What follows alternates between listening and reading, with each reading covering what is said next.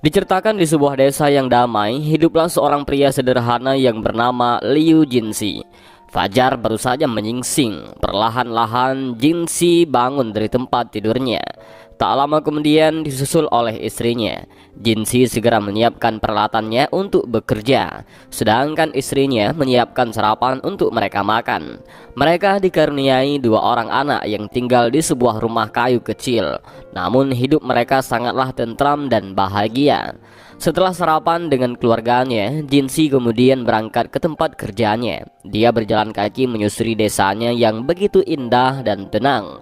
Padang rumput terhampar sejauh mata memandang, dikelilingi oleh sumber mata air pegunungan yang begitu jernih mengalir mengairi persawahan di desa mereka. Para penduduk desa tampak sibuk bekerja, sementara anak-anak kecil berlarian dan bermain riang gembira di mana-mana. Begitulah kehidupan Jinsi di desanya yang indah dan tentram tersebut. Hingga pada suatu hari, tiba-tiba saja dua orang preman yang tak dikenal berjalan masuk ke dalam pabrik kertas di mana tempat dia bekerja. Kedua orang preman itu datang ke pabrik kertas dengan tujuan untuk meminta uang. Pada awalnya, juragan pabrik berusaha untuk menolak permintaan mereka secara halus. Namun, kedua preman itu terus-menerus memaksakan niatnya sehingga membuat sang juragan mau tidak mau terpaksa harus memberikan perlawanan. Dia kemudian mengayunkan sebatang kayu ke arah preman tersebut untuk menakut-nakutinya. Namun perbuatannya itu justru membuat dirinya seketika langsung dipukuli hingga babak belur oleh para preman itu. Melihat suaminya dipukuli, istri sang juragan berteriak sekeras-kerasnya untuk meminta pertolongan warga desa. Namun ia kini juga ikut dipukuli dan malah menjadi seorang sandera. Sang juragan dipukuli seperti seekor anjing, sementara preman yang berbadan kecil kini mengayun-ayunkan goloknya dan mengancam keselamatan nyawa istri sang juragan. Di tengah-tengah kekacauan, Jinsi berlari sekencang-kencangnya dan kemudian memeluk si preman yang berbadan gemuk. Dia berayun ke sana kemari dibuatkan oleh si preman yang mencoba untuk melepaskan dirinya dari pelukan Jinsi. Sementara si preman berbadan kurus mengayunkan goloknya ke sana kemari dan berusaha untuk menebas Jinsi. Serangannya yang membabi buta itu membuat badan Jinsi gemuk ikut menjadi sasaran dan bahkan salah satu tebasan pedangnya tanpa sengaja mengenai wajah si gemuk, sehingga membuat kupingnya terputus. Melihat kekacauan yang semakin tak terkendali, si kurus mencoba untuk menghabisi Jinsi dengan cara melompat setinggi mungkin untuk menikamnya. Namun kepalanya justru membentur ke sudut lemari dan si kurus pun langsung tewas seketika. Melihat temannya tewas, si gemuk membawa perkelahian tersebut keluar dari pabrik. Dia kemudian mencoba untuk menenggelamkan Jinsi di sebuah sungai kecil yang berada tepat di depan pabrik. Namun tiba-tiba saja Jinsi mengayunkan sebuah pukulan ke arah wajah si gemuk dan tak disangka si gemuk pun langsung tumbang dan tewas di tempat. Jinsi kemudian berjalan sempoyongan dan berusaha merangkak keluar dari sungai. Sementara para penduduk desa tampak sangat terkejut dengan apa yang baru saja mereka saksikan. Beberapa hari kemudian, seorang pejabat dari pengadilan kota datang ke desa itu untuk meninjau kejadian tersebut. Dia membawa serta dengannya seorang dokter yang diperintahkan untuk melakukan otopsi terhadap mayat kedua orang preman itu. Setelah dilakukan pemeriksaan, dokter menyatakan bahwa tidak dapat menemukan luka fatal yang menjadi penyebab dari kematian mereka. Otopsi tersebut ikut disaksikan oleh seorang inspektur kepolisian yang bernama Su Baeju. Su kemudian menemukan bahwa salah satu preman yang mati terbunuh itu ternyata adalah Yan Dongsheng, yaitu salah satu preman yang menjadi buronan kepolisian yang sangat dicari karena terkenal sangat kejam. Su kemudian segera melaporkan penemuannya itu kepada sang pejabat pengadilan. Terkejut mendengar berita yang disampaikan oleh Su, si pejabat kemudian menanggapi berita tersebut sebagai sebuah kabar yang sangat baik. Dia kemudian memutuskan bahwa penyelidikan telah berakhir dan semua itu terjadi berkat keberanian dan aksi heroik yang dilakukan oleh Jinsi. Di depan para warga desa, sang pejabat pengadilan mengumumkan bahwa Jinsi adalah seorang pahlawan dan dia sangat berterima kasih padanya karena telah berhasil membunuh seorang buronan kepolisian yang selama ini dicari-cari dan sangatlah berbahaya. Mendengar pernyataan sang pejabat, warga desa Liu pun segera beramai-ramai menyanyikan sebuah lagu untuk memuji keberanian Jinsi. Penyelidikan dianggap selesai dan pejabat pengadilan pun pergi meninggalkan desa itu. Namun Su yang menaruh curiga terhadap hasil otopsi, ia memutuskan untuk melanjutkan penyelidikan. Dia tidak percaya begitu saja. Bagaimana mungkin seorang pembuat kertas dapat mudahnya membunuh seorang preman yang dicari-cari oleh kepolisian yang sangat berbahaya. Dia pun mulai mengotak-atik tempat kejadian perkara dan berusaha untuk mencari informasi dari para penduduk desa. Penduduk desa memberitahukan kepada Su bahwa Jinsi dahulu bukanlah bermarga Liu. Dia datang dari sebuah desa yang bernama Gong. Semenjak dia menikahi Ayu istrinya yang merupakan janda anak satu, sejak saat itulah Jinsi mengubah marganya menjadi Liu. Pada kehidupannya sebelum menjadi seorang tukang kertas, Jinsi berasal dari sebuah keluarga yang bekerja sebagai pemotong hewan. Mendapatkan informasi tersebut, Su kemudian memeriksa kembali mayat Yan Dongseng dan segera menyadari bahwa Yan Dongseng tewas seketika setelah menerima serangan pada sebuah titik yang sangat-sangat mematikan. Dan orang yang menguasai teknik ini sudahlah pasti merupakan seorang ahli kungfu yang sangatlah hebat. Pada keesokan harinya, Su mendatangi Ayu, istri Jinsi, untuk menanyakan beberapa pertanyaan kepadanya. Kedatangan Su disambut oleh Ayu dengan sangat ramah. Namun Su terus-menerus melontarkan pertanyaan yang membuat Ayu semakin lama merasa semakin tidak nyaman. Dia berusaha Su sedang mencoba untuk menggali masa lalu suaminya. Beberapa hari kemudian Su mendatangi Jin di tempat kerjanya. Dia meminta Jinsi menjelaskan secara rinci bagaimana cara dia menghadapi kedua preman yang mencoba untuk membunuhnya. Su berusaha keras untuk membayangkan kembali skenario perkelahian antara Jinsi melawan kedua orang preman itu. Setiap langkah yang diambil oleh Jinsi diperhitungkan dengan matang-matang olehnya. Dan bahkan bagaimana sampai-sampai Yan Dongseng kehilangan telinganya. Sementara pada skenario kedua, ia melihat bahwa Jinsi dengan sengaja menutup semua jendela dan kemudian menggunakan keahlian kungfunya untuk bertarung. Pertama-tama yang menjadi sasarannya adalah Yan Dongseng, yang dalam seketika babak belur menerima serangannya.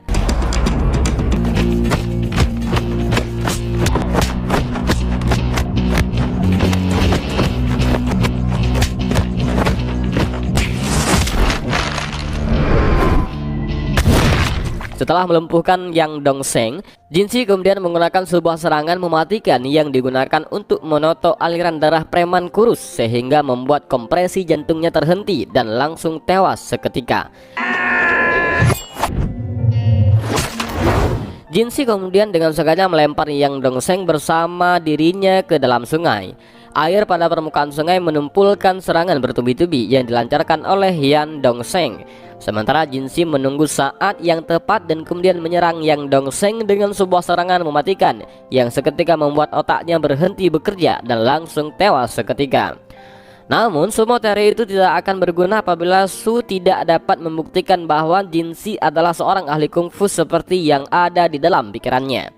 Pada suatu hari ketika Jinsi sedang memikul bambu, dengan sengaja Su mendorong Jinsi terjatuh dari atas jembatan. Namun untung saja terdapat sebatang pohon ranting kering yang menahan badan Jinsi sehingga dia tidak langsung terjatuh ke sungai. Jinsi berteriak sekeras-kerasnya untuk meminta tolong dan tidak lama kemudian ranting tersebut patah dan ia pun jatuh ke dalam sungai.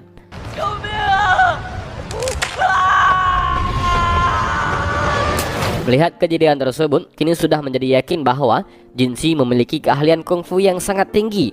Melihat dari ketinggian tempat dia terjatuh, ranting tersebut seharusnya tidak dapat menahan berat badannya.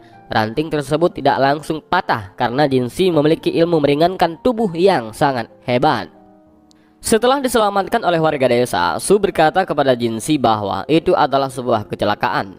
Namun sembari tersenyum, Jinsi berkata kepada Su bahwa ia terjatuh dari jembatan bukanlah karena kecelakaan. Dia terjatuh dari atas jembatan disebabkan oleh karma yang ia buat di masa lalunya. Demi untuk menunjang bukti penyelidikannya, Su memerintahkan kepada salah satu anak buahnya untuk pergi mencari informasi ke sebuah desa yang diketahui merupakan kampung halaman keluarga Jinsi sebelumnya. Pada suatu malam, Ayu, istri Jinsi, mengundang Su untuk makan malam bersama di rumahnya. Sepanjang makan malam berlangsung, Su terus-menerus memancing dan mendesak Jinsi untuk bercerita tentang masa lalunya. Namun Jinsi hanya terdiam dan tidak mau menjawab satu pertanyaan pun yang dilontarkan oleh Su kepadanya. Makan malam pun berlangsung dengan sangat dingin. Jinsi mencoba untuk mengusir Su secara halus dengan berkata bahwa hari sudah malam. Namun Su justru mengatakan bahwa dia akan menginap. Pada keesokan paginya, penduduk desa mengadakan sebuah acara penting. Acara tersebut merayakan anak-anak penduduk desa yang telah berumur 12 tahun, di mana menurut tradisi Cina kuno, anak laki-laki berumur 12 tahun telah dianggap dewasa dan akan mengganti pakaian sehari-hari mereka dari putih polos menjadi hitam. Dari kejauhan, Su memandang Jinsi dan istrinya yang tampak begitu bahagia dan terharu karena anak sulung mereka kini telah beranjak dewasa. Su tidak menyadari bahwa sebenarnya Jinsi sedang memperhatikan dia dari kejauhan. Tidak lama kemudian, Jinsi berjalan mendekati Su. Perlahan-lahan dia berterus terang kepada Su bahwa dia tahu Su datang ke desa Liu adalah untuk menangkapnya. Dia mengakui bahwa dirinya di masa lalu adalah seorang buronan pembunuh. Dia datang ke desa Liu karena dia ingin berubah. Dia memohon kepada Su untuk melepaskan dirinya. Setelah mengatakan hal tersebut, Jinsi pun segera berlalu pergi meninggalkan Su yang tampak diam dan tidak dapat berkata apa-apa. Merasa Jinsi masih juga berbohong padanya, Su kemudian mengambil sebuah sabit dan lalu menebaskan sabit itu ke pundak Jinsi. Perbuatannya itu disaksikan oleh seluruh penduduk desa. Penduduk desa Liu pun kini satu persatu mendatangi Su dan memintanya untuk pergi dari desa mereka. Namun tepat sebelum Su meninggalkan desa Liu, anak buahnya datang untuk memberikan laporan kepadanya. Desa Gong yang disebut-sebut Jinsi sebagai kampung halaman keluarganya tidak pernah diketahui keberadaannya. Ditambah lagi juga tidak ada satupun keluarga yang bekerja sebagai pemotong hewan. Dulu memang ada satu keluarga pemotong hewan di sana. Namun satu keluarga itu telah tewas dibunuh dengan sadis oleh pendekar pembunuh berdarah dingin yang bernama Tang Long. Dan semenjak kejadian hari itu, Tang Long tiba-tiba saja menghilang dari dunia persilatan tanpa ada jejak sama sekali.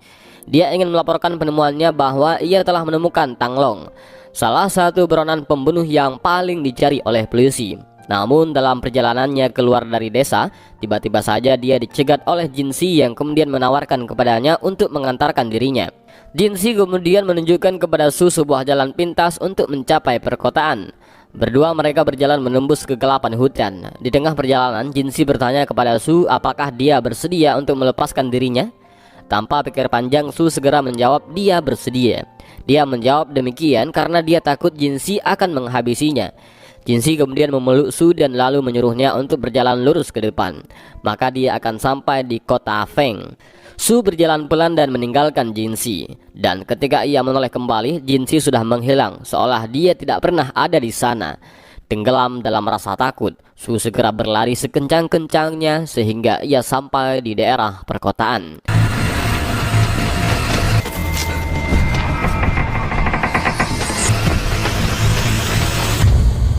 Pada keesokan harinya, Su menghubungi semua pejabat yang ia kenal dan meminta mereka untuk mengeluarkan surat perintah penangkapan. Namun tidak ada satupun pejabat yang bersedia untuk membantunya. Tidak ada satupun dari mereka yang berani berurusan dengan aliran sekte 72 iblis. Terjebak di tengah rasa frustasinya, Su kemudian mengambil sebuah jalan pintas. Dia menyogok pejabat pengadilan supaya mau mengeluarkan surat perintah penangkapan. Kabar bahwa Su telah menemukan Tang Long kemudian sampai ke telinga Master Wang, ketua dari sekte 72 iblis. Master Wang yang tidak lain dan tidak bukan adalah ayah dari Tang Long kemudian memerintahkan kepada semua anak buahnya untuk pergi dan membawa pulang putranya yang telah lama menghilang selama 10 tahun lamanya. Master Wang berusaha untuk menemukan Tang Long, namun baru sekarang dia mengetahui lokasi dari putranya itu. Pada keesokan harinya, desa Liu diserang oleh anak buah Master Wang. Nyonya ke-13 yang merupakan ibu tiri Tang Long dikawal oleh si tangan besi memaksa Tang Long untuk mengakui identitasnya di depan para warga desa. Namun dihajar seperti apapun, Jinsi tetap tidak mau mengakui bahwa dia adalah Tang Long. Melihat sikap Tang Long, ibu tirinya itu kemudian mulai membunuh para warga desa yang tak bersalah. Tidak terima dengan perbuatan ibu tirinya, Jinsi seketika itu juga langsung mengeluarkan jurus andalannya. Dan pada momen inilah dirinya sepenuhnya kembali menjadi Tang Long.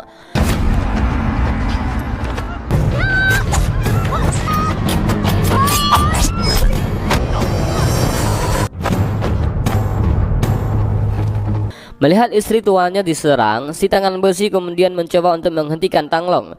Namun meskipun pertarungan 2 melawan 1, tampak jelas bahwa ilmu bela diri mereka berdua bukanlah tandingan bagi Tanglong. Si tangan besi menerima serangan mematikan yang dilancarkan oleh Tanglong bertubi-tubi ke arah badannya, dan dia pun kemudian tewas di tangan Tanglong. Karena tidak mau anak dan kedua istrinya terluka, Tanglong kemudian memancing ibu tirinya untuk bertarung dengannya di tempat lain. Mereka berdua kejar-kejaran hingga tibalah di sebuah rumah kosong. Tanpa basa-basi, kedua pendekar ini segera saling melancarkan jurus kungfu andalannya. Mereka berdua berusaha untuk saling membunuh satu sama lain. Namun setelah bertarung selama beberapa saat, Tanglong akhirnya berhasil mengalahkan ibu tirinya. Ibu tirinya terlempar dan hampir terjatuh ke sebuah jeram. Tanglong mencoba untuk menyelamatkannya, namun ia sadar bahwa sekti 72 iblis tidak mungkin melepaskan dirinya. Tanglong kemudian membiarkan dirinya jatuh dan kemudian tewas disapu oleh arus jeram. Pada malam harinya, Ayu mengemaskan semua pakaian yang mereka miliki. Dia mengajak Tanglong untuk melarikan diri dari kejaran sekte 72 iblis. Namun Tanglong berkata bahwa tidak ada gunanya lagi.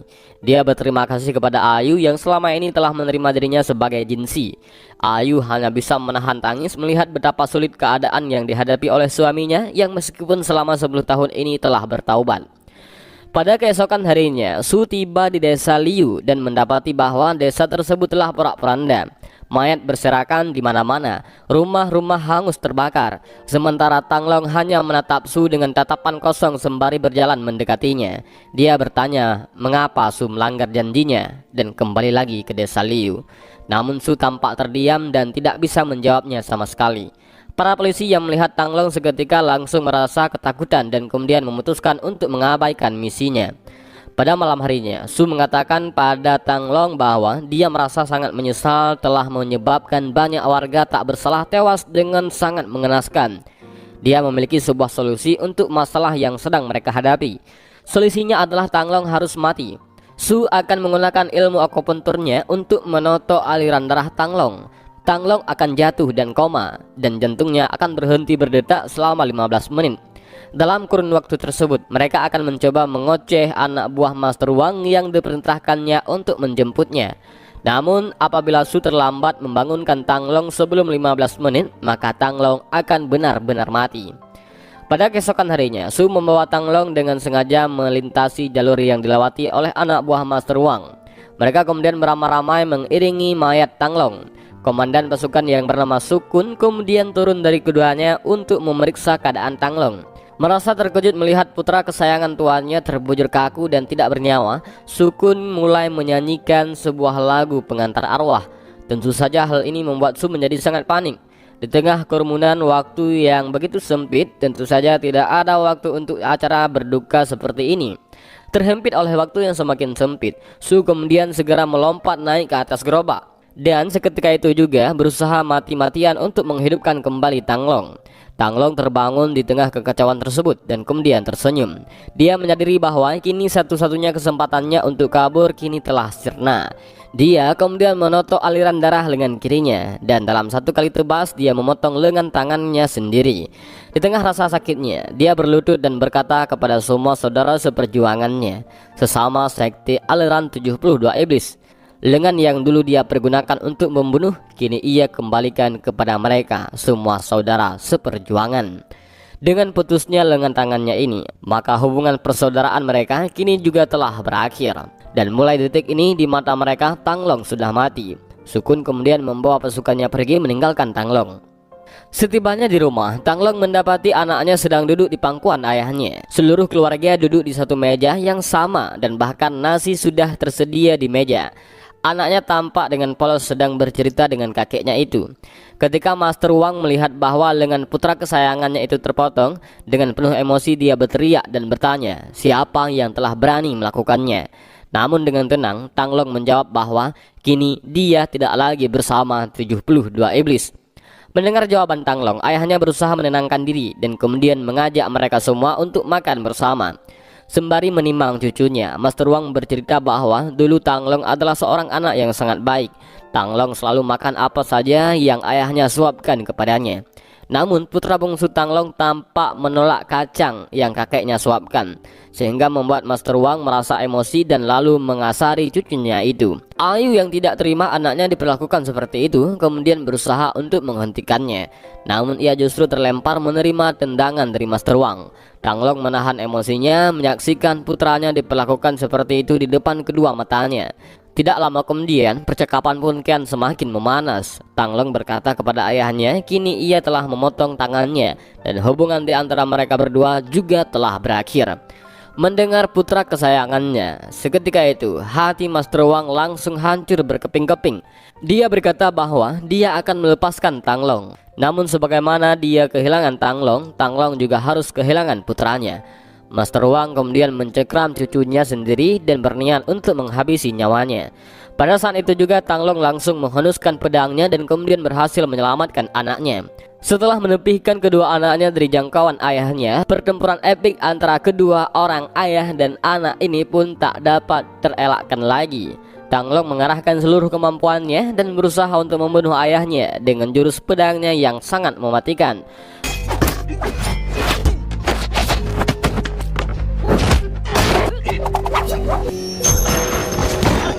Namun tidak peduli sekeras apapun dia berusaha, semua serangannya tampak dengan mudah dapat dipatahkan oleh ayahnya. Bukan hanya itu, tubuh ayahnya bahkan memiliki energi michi yang sangat kuat, sehingga membuat badannya tidak bisa ditembus sama sekali oleh tebasan senjata tajam. Di tengah-tengah perkelahian, Su mencoba untuk membantu Tanglong dengan cara menyerang titik energi si Master Wang dengan menggunakan teknik akupuntur yang ia miliki. Namun dia segera terpental menerima serangan yang dilancarkan oleh Master Wang kepadanya.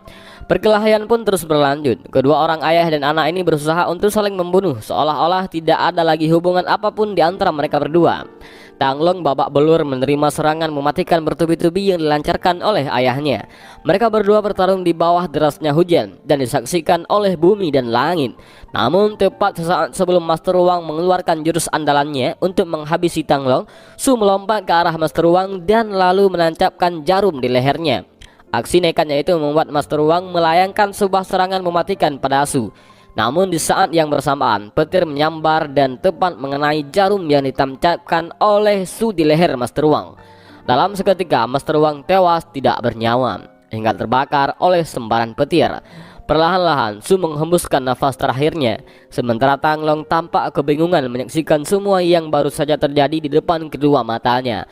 Pendekar kelas atas sehebat ayahnya tewas disambar oleh petir melalui perpanjangan tangan Su yang bahkan tidak bisa berkelahi sama sekali. Pada keesokan harinya, Tanglong kembali melanjutkan kehidupannya yang sederhana. Kini ia tidak perlu berpura-pura lagi menjadi jinsi, karena dirinya sekarang telah menjadi jinsi yang sepenuhnya. Dan film pun selesai.